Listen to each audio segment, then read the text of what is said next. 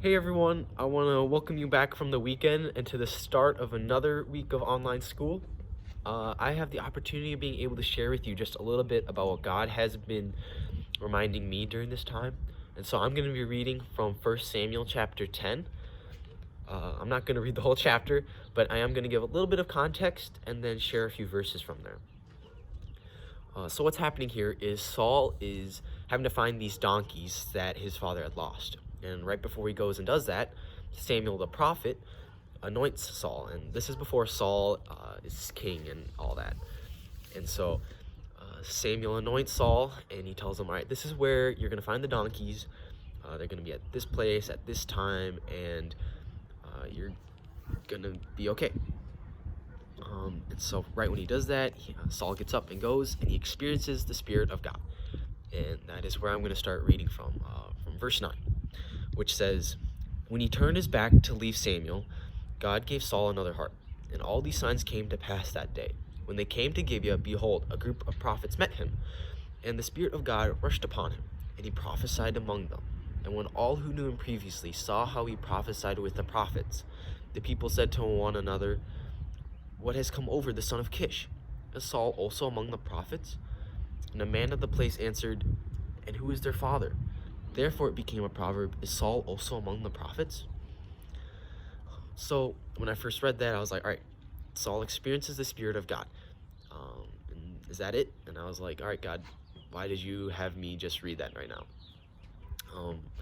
But then God made a connection for me later in the Bible with Jesus' disciples, when the disciples experienced the Spirit of God. And people around them asked the exact same questions that they were asking Saul, of just, what's going on? Like, why are you different? What happened to you? And so from that, I can get that God never changed. His Spirit never changed. The Spirit that moved in Saul hundreds, thousands of years before the disciples moved the same way. And so I think that's really important, especially now, because we're living in this changed time of not being able to see friends on a regular basis, or having to adjust to a lot of changes with that, and with sports, and just school, obviously. And that's really hard and difficult, but in the midst of all this, I think God wants to remind us that he is unchanging. We're in this changed time, and we have an unchanging God. His love for us is the same. He has always remained faithful to us, as Gibbs was also talking about the other day. And I think that's what God wants us to hold on to at this time. God isn't going to change. He's the same today, he was the same yesterday, and he's the same forever.